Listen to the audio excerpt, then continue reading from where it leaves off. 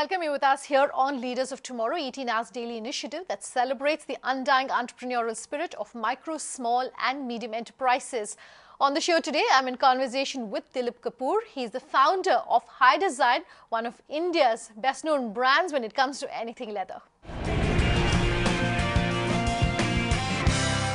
Dilip, thank you very much for speaking with us here on the Leaders of Tomorrow. Let's start this interview today by talking to you really about the journey behind High Design. Well, I was doing a PhD in international affairs in America, and then I wanted to come back to India and be part of this experiment that was going on in Oroville called, it was the international living to create an ideal place. I came back and I had a hobby of playing with leather, for cutting leather, making something. And I guess there were some creative genes coming from my mother that wanted to play around and make something uniquely different in my bags. And what came out in those bags was a very unique thing, which was that when all of India was playing around with bags that were copies and were very shiny and very loud, our product looked very natural, was made out of vegetable tan leathers. It had a very beautiful grain on it, and just looked totally unique. And there came a time, where I started making them in my house, and then I had a whole house making bags, then I had another house, then I had a third house, then I had a fourth house, and I suddenly realized it was a serious business. I had to make a factory. So I would say that was in 1990. Having started in 78, in 1990 is when I first made my factory, and I realized that we were a serious business. And all throughout that period, we hadn't sold, really any bags in India. We were in India, but we were working with alternative stores. And it wasn't until 10, 15 years later that we sold to our first mainstream store. And that was in UK, John Lewis. Then in 2000 was when we first started India. And that was probably the most important step we took. When we were only 6% of our sales at that time was in India. And when we started making stores in India, those are actually the first stores we had made. Internationally, we sold in other people's stores. When you have your own stores, your communication with your customer is so close and is so critical that you talk to people and tell them who you are, that it was amazing. We're talking at a time, of course, when most retailers have a presence online, and it becomes crucial to have a presence online. So how do retailers like yourself manage omni-channel selling that's, basically both online and offline? Give our viewers your own experience. Omni-channel is something that is still an ongoing process. It's always been there. I mean, you keep seeing people coming into our stores, taking pictures of the bags and then ordering it online, or the reverse, they see something online and then they come to the store to feel it, to look at it. So the customers have been way ahead of us.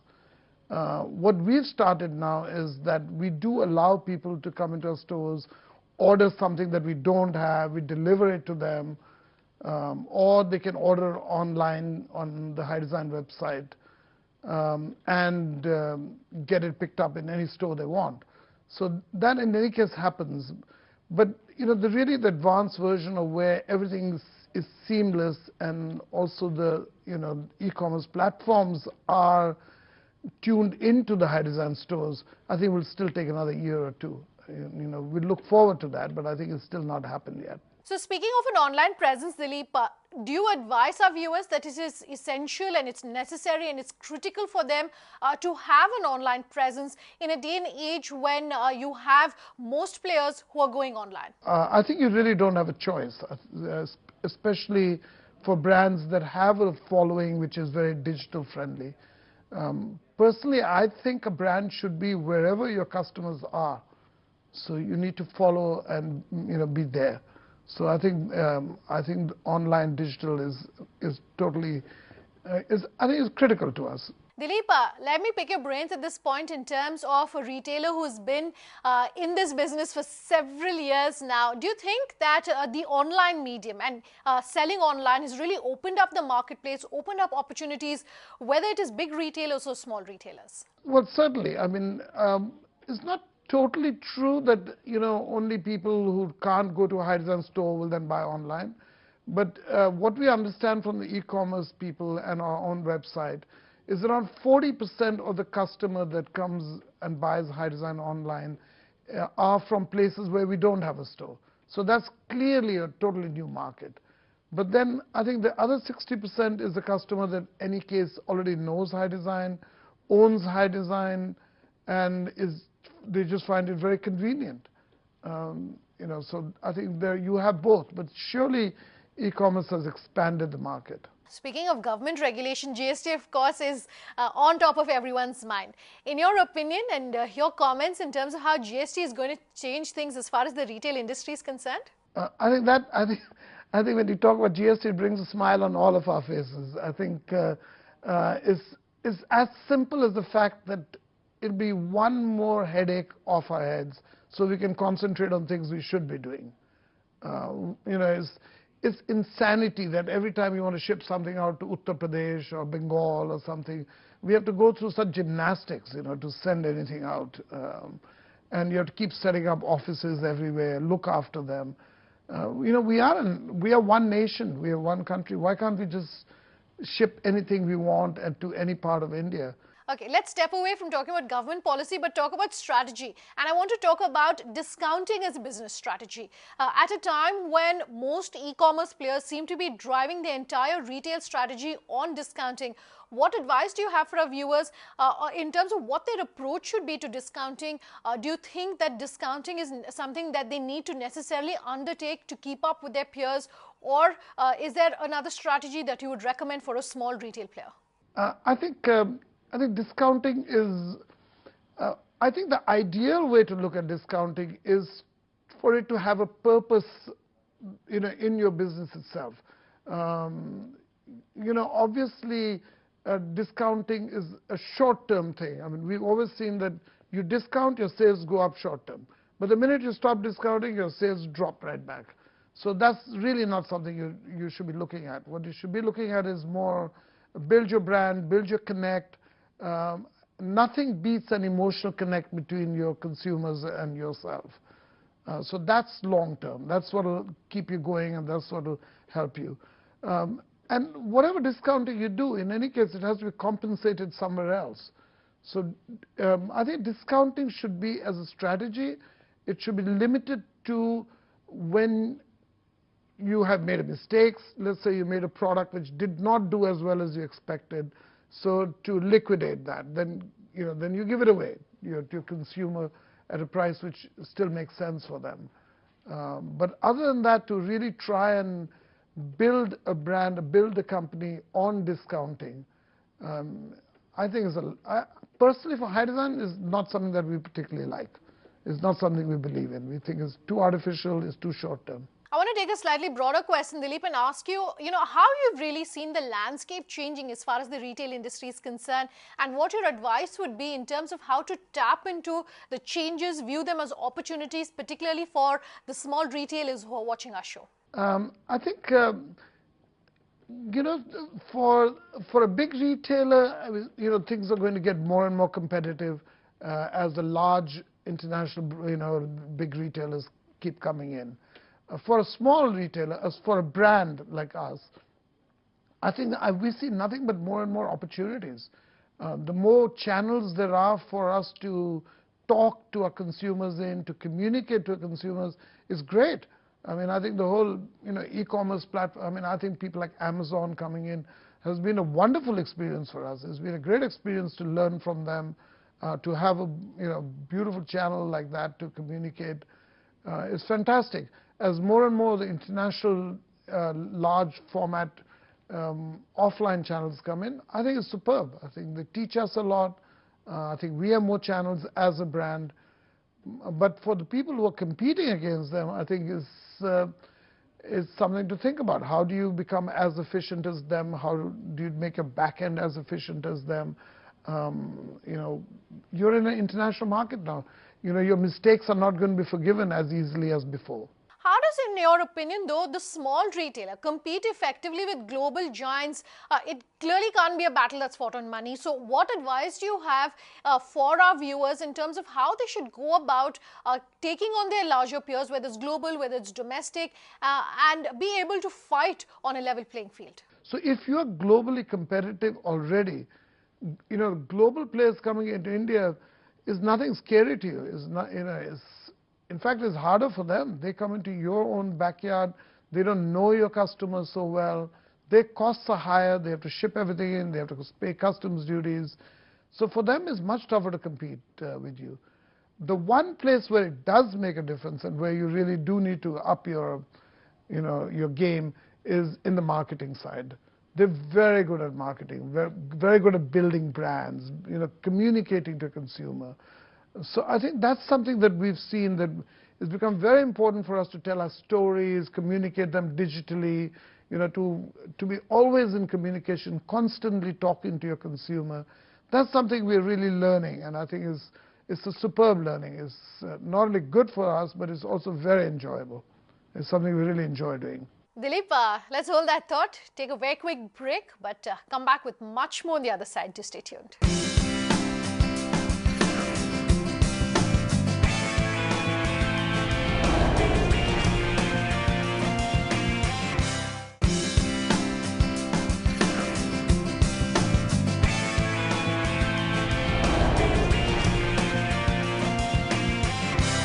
Welcome back. You're with us here on Leaders of Tomorrow. I'm in conversation with the founder of High Design.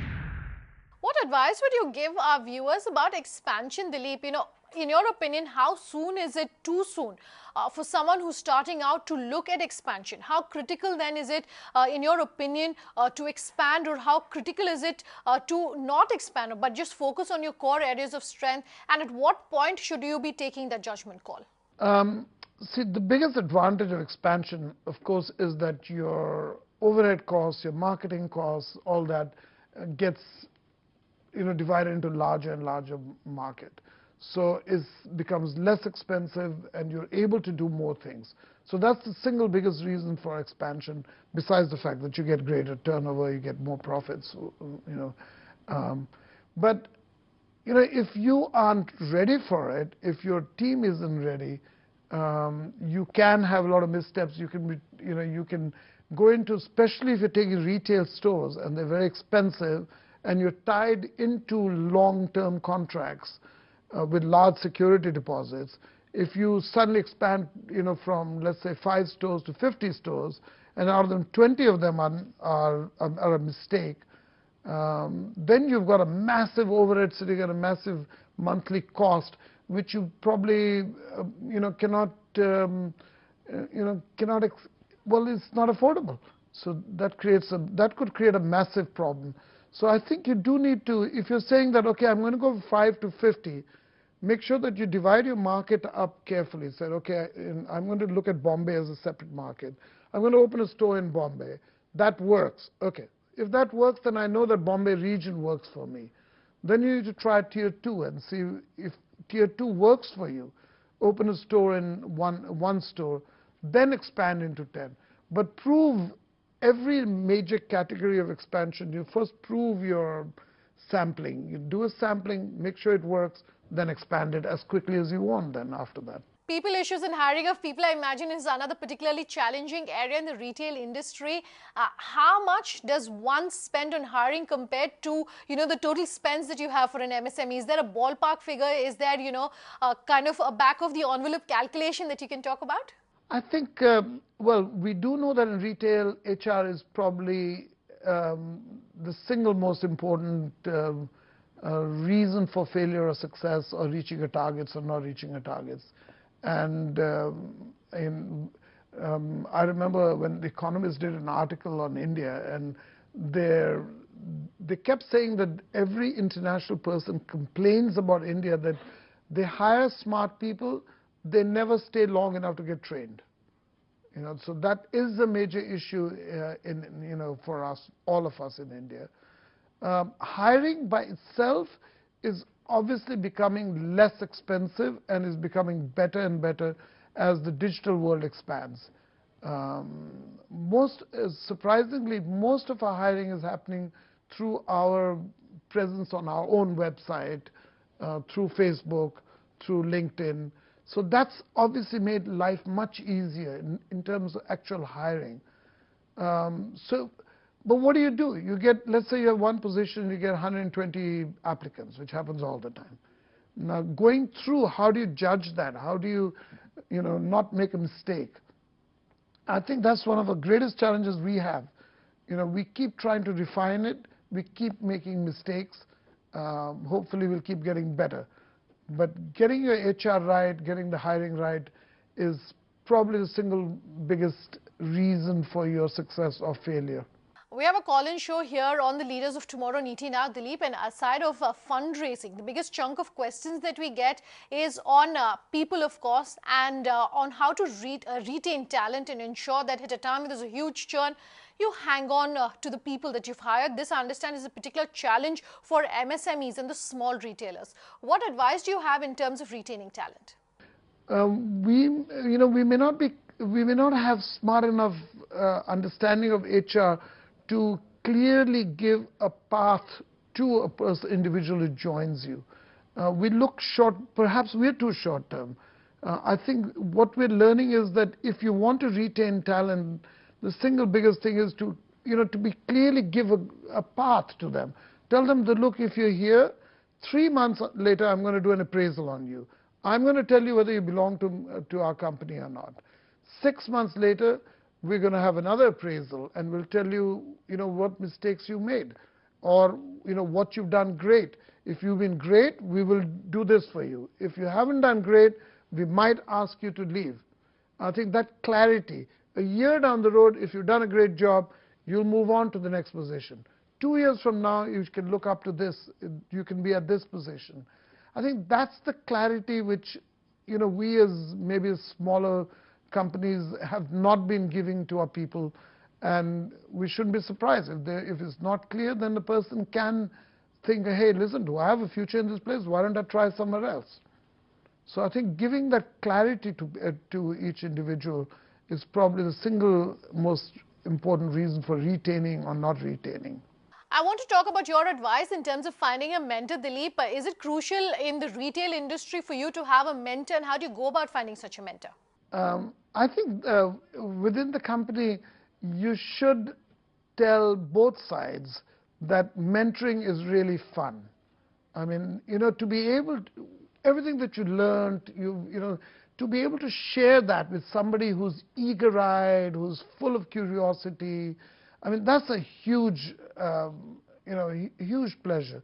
Maybe it's a greater pleasure for me because I still continue to even teach as a volunteer in schools. But I think mentoring is a superb thing from both sides. I love mentoring my people. I think it's one of the greatest, pleasures that I have in my company. And I think somebody who is being mentored, I think that's the fastest way for you to grow. If you're being mentored by a mentor who knows the job already, he'll take you on the right path and ensure that you don't fall off the path. I don't see how you can grow, without a great mentor. So developing that relationship, which isn't always easy, because you have somebody who's older, somebody who's younger, somebody who might think he doesn't have much time, and somebody junior who might think he or she wants to spend more time socializing or on Facebook. So given all that, but once you get it right, it's clearly a great pleasure for both sides, and also surely the best way to make sure that you will succeed in your company and in your position. And for a company, is make sure that people don't fall off, that people keep growing and keep contributing. As you're winding down this conversation, Dilip, can you talk to us about what possibly some of your mid to short-term plans might look like? I think in the long term, our goal hasn't changed. It's been quite steady. I think what we're really interested in is being a brand globally that is taken seriously in at least 15 to 20 different markets, as a brand that has clear individuality, has clear positioning, and is an interesting brand for people to emotionally relate to. So becoming a leader in his field globally is where we would aim for. That would be our greatest goal. Remember, I didn't say that I want to get to a turnover of this much or that much. I said being relevant, being a leader as a brand. That is our long-term goal. In the short term, I think we are really in a process of changing within India, from being viewed as a bag brand to being a lifestyle brand. So that's why we have all these brand extensions that we feel speak the same language and the same values that high design has always believed in. Okay, quick last word then. If there was one piece of advice, and we ask all of our experts who come on the show, one piece of advice for our viewers, what would it be? Well, I think every entrepreneur has figured it out that the market is crowded, whether it looks simple or not, but it is crowded. It is going to get more and more crowded as India is one of the last great markets of the world that is still open, where there's still growth happening. So how are you going to stand out there? How are you going to succeed? I think the most important thing is the same as I said for high design internationally. For anybody here, you need to be clear who you are. Why are you different? What have you got to offer that makes you different? It could be anything. It could be, you've got a wonderful story or a completely different material, or you're doing it for a certain purpose in mind. Like, you could say that I'm doing it for the girl child, so therefore everything I do is going to benefit them. That's a story. So you need to have a story, you need to have a product that stands apart from others. If you're not individualistic, and you don't have a clear identity, well, there's no reason for you to survive. Dilip, such a pleasure talking to you on the Leaders of Tomorrow. Thanks very much for your time.